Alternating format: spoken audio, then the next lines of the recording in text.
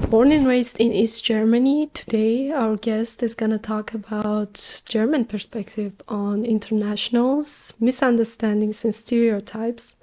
Can locals truly connect with expats? Stick around because the answers might surprise you. Mostly I try to just hide it. I think I have a really thick accent. They just put some subtitles under it. Dresden is different from Chemnitz. I'm not really into talking to strangers. You can expect everything from everyone. German people, they really like to talk German. Germany is a really young country. German is like a really hard language to learn, I guess. I think no one is called it hard. I think some internationals don't get this point. As a German, I'm so privileged. If someone is like mean to you, you should be extra nice to them.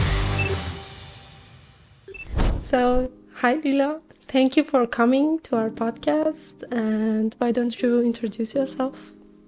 Thank you so much for inviting me. I'm Lila. As you already said, I grew up in East Germany and I never went somewhere else. Yeah, and I study fine arts in Dresden. And I'm really happy to be here with you today. And we are really happy to have you here. We were so excited when you said, yes, of course. So, we will have a few questions. Let's just have fun along the way. Can you tell us about your upbringing in Germany, in Chemnitz? As I understand good, like you were raised in Chemnitz, right? No. I grew up in a smaller town. It's called Döbeln. You want to have some fun facts about Döbeln? It's called die Stiefelstadt. Stiefel means boot, and it's called Stiefelstadt because it has like a really big boot. It's like I don't want to lie, but it's like 2 meters high, and that's why they call it Stiefelstadt. And then there's nothing like a tram or something, but they have this thing in the ground where a tram could go, and this is for the Pferdebahn. It's for horses. Yeah, and every second Sunday, some horses would just drive through the city. That's And actually I grew so up in exciting. this city, and it's in the middle of Chemnitz, Leipzig, and Dresden. So can you ride a horse? Does it mean that you can ride a horse? I did it a couple of times as I was younger, but I would not consider me as a good person for horses. But you then moved to Chemnitz, Yeah. right? For studying for school? Yeah, I moved here to just do my A-levels, and then I studied here and worked. So how do you compare Döbeln to Chemnitz?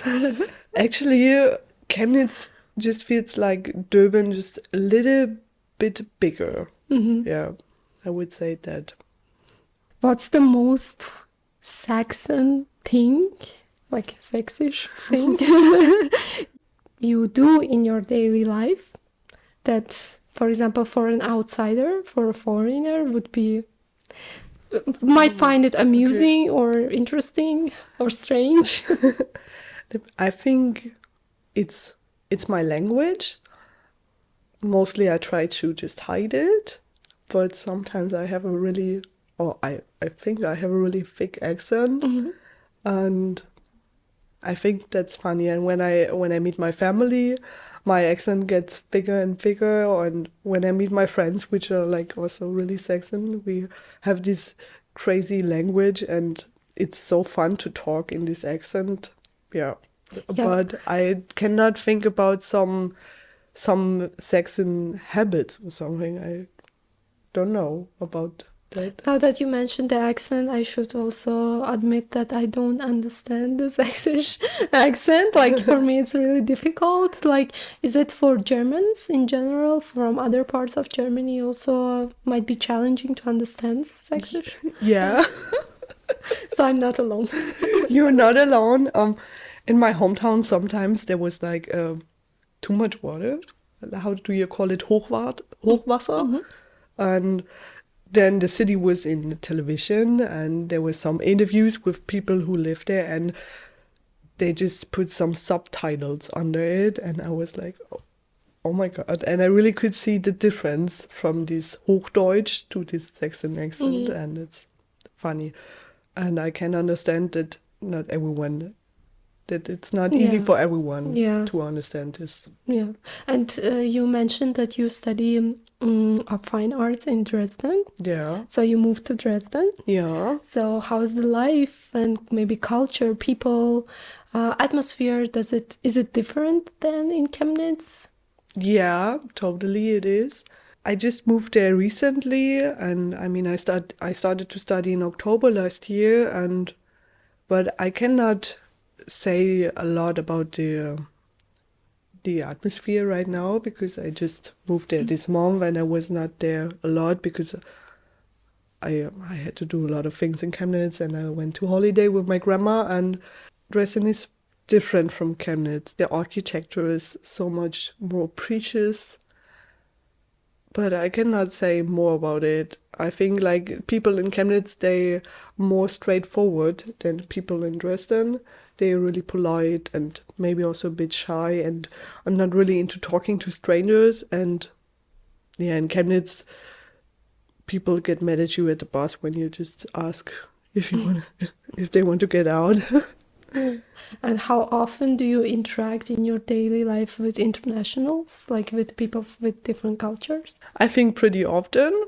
Like in my studies, there are a lot of people from South Korea or Japan or so, and I think it's in my daily life. What are some surprising things that you learned from these people, from internationals in your life? Like something that you find amusing or like unexpected? Honestly, like I study art.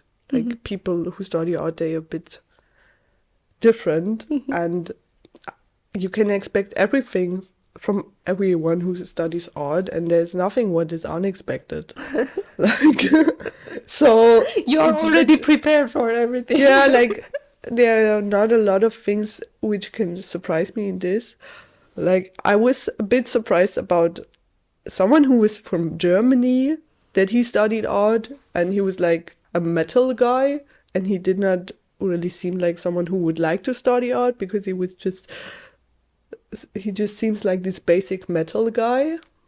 And yeah, that was unexpected and a bit funny and interesting, but from other cultures, I don't think that they're so does it mean like crazy. You even didn't have any cultural misunderstandings with, for example, internationals or expats, or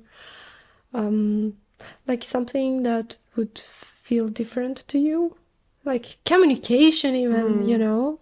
Yeah, communication is sometimes difficult because of the language. If you want to translate some sayings in another language. It's assumed sometimes that by the internationals that Germans are difficult to connect with.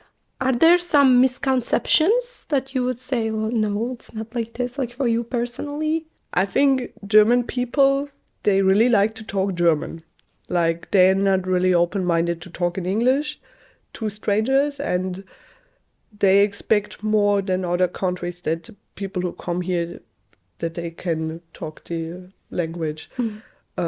I don't know why. I think it's because Germany is a really young country, and the only thing Germans have in common from the different parts of Germany is their language. And German is like a really hard language to learn, I guess. Yeah. For Germans also it's hard. Some Germans cannot really talk good German. And I think that's sometimes a really big barrier if you come to Germany. Yeah. I want to find friends. Yeah, it's like anywhere in the world, if you go, it's always better to communicate with the native language there, with the people. But I think in like Sweden or Denmark, it's really common to talk in English, and they're totally all right with it. What would you say, like, this to the stereotype that Germans are too direct or too straightforward? Or maybe too cold. We heard a lot in our podcast that people say like Germans are cold. Like, is it true? Is it like this? Is it normal to think like this? I don't think that they are cold. I don't know. I think no one is cold and hard. I think everyone is. I think they are actually really lovely because they have, not all of them, of course, but they just have their heart on their tongue. They just talk what they think. They are honest, and I think it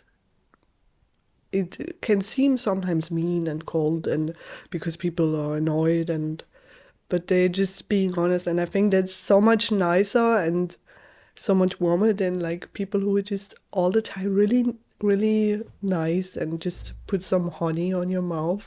Yeah, they don't act. They just being themselves, and I think that's nice. Are there some things that you wish people from different countries understood about Germans? Like what is it like to be a local in Germany? I think we remind ourselves a lot about our history. Like we have this pressure sometimes, and we see people being patriotic about their countries, where they come from, but we don't feel something like this. Like Germans don't allow to feel this way. Sometimes you can feel it about your hometown in like really calmed down way, just a little bit. Like you can say, I feel home there, but if you're being patriotic, it's difficult. It's like it's scary. No one really would say that. I think some internationals don't get this point because sometimes I had the feeling that this part of history is not considered that hard for internationals because they know their history of their own country, where they're from, but we don't know about it. But we always expect from internationals that they must understand that we are not patriotic, and that's sometimes confusing. And I had a lot of these. That was a big topic when I talked with internationals. You hear jokes about it? It's Yeah. so bad. And then you have to say, no, that's not funny. And Yeah. you have to explain, no, don't make this. Yeah. It's so bad. Yeah. You mentioned that you have never lived abroad, but have you ever had a thought to move abroad yourself, to explore somewhere, or for work, for study, maybe in future? Sometimes I was thinking just to make a semester abroad in Italy or something, but I think I would not go forever. Yeah. Some people in Germany say, no, I don't want to be here anymore. There's too much of this Steuer, what I honestly don't get. As a German, I'm so privileged, and I'm so thankful for all my privileges. So there's not really reason to move away, like just to see something else. But there would be like a really high privileged position to say, yeah, I just move to another country to just feel it, just for the experience and not for the opportunities. But for now, I think I have every opportunity I need here in Germany, so there's no need to go abroad. It would just be some luxury thing someday, maybe, when I'm lucky. Let's move on to food. I really want to ask you this question. Okay. The food question. Because it's really hard to figure out what's the really good German dish. Do you have any favorite German dish that you like to eat again and again? As you know, I'm vegetarian, so this traditional food in Germany is made a lot of with meat. But there is a vegetarian dish what I really like. It's called Senfeier. And it's such a cheap thing, honestly. You just boil some eggs and then you make a sauce with mustard.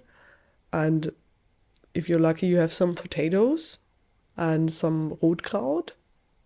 What is Rotkraut? It's a cabbage. Cabbage, yes. And I like that. It's really tasty and so easy to make. Do you have any recommendations that you say, like, yeah, this is the best place in Chemnitz, go and eat? Or in Dresden? For German dishes? Yeah. I think Chemnitzer Hof has like a lot of high-class German dishes. But mostly they are with meat, so I cannot eat them. I eat the curry there.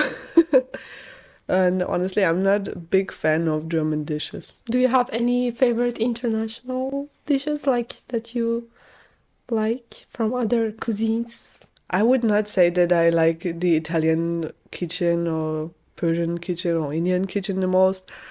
Mostly I just got inspired when I cook myself and use everything from everywhere a little bit, and it's a mix. But if I would order some food, I would like to order sushi most of the time or Indian food. Have you ever tried something that was really interesting and like, unusual for you? Like I could not eat insects. There was like a street food party in Döbeln once, and I think it was just about weird food, and they had a lot of insects, and yeah, but I don't think that's something from specific culture. I think it's just some new trend to eat insects instead of meat or something.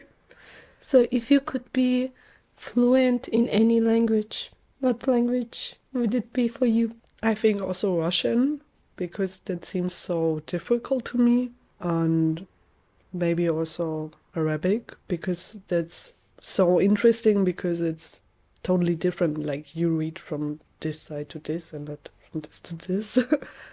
And also Italian. That's so good. And you? I can teach you Russian. And We could be these tandem friends. Like I can help you with German if you need to. Or we can learn Italian together. Yeah, we can. I have Duolingo. Are we friends on Duolingo? I actually don't have it anymore, but I used to have it. Yeah. Let's talk about your hobby that I know that you love, also skydiving. Yeah, how is it? I mean, I did it twice. It's my dream to make the license this year, but I don't know if it would work because it's a bit expensive. I did it last year for the first time and the second time, and I feel that I'm some kind of addicted to it. I did it in Berlin. You could do it in near Leipzig also, but in Berlin it was a bit cheaper. Basically, you have to do nothing. Just you have this tandem master who does the job, and you just can enjoy. The last question, not least, I would ask you to give maybe this one piece of advice coming to Germany or living in Germany, or even like general advice. What would it be? I think in general it's always good to be friendly and nice to other people and treat them like you want them to treat you. That's actually really important, to be kind. People should be more kind.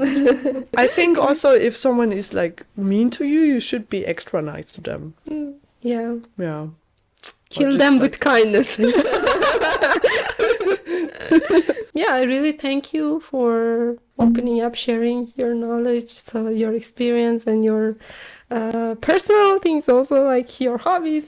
It was really interesting to know, and we will be moving on to a trivia part where we will be challenging your knowledge. Oh, that's gonna be so much more embarrassing than this. No, I don't think so. And we have a category art. I'm sure you will answer all of them, right? No, oh, probably not. That's so much pressure. You have this expectation just because I'm studying art. I genuinely think you are such a smart person in every aspect. Oh no, Yeah. there's so much high pressure. It's not true. I'm not saying any more things so that she won't feel I pressure. would lose so badly. Yeah, but thank you for watching. Please stay tuned for the second part trivia with Lila. Bye bye.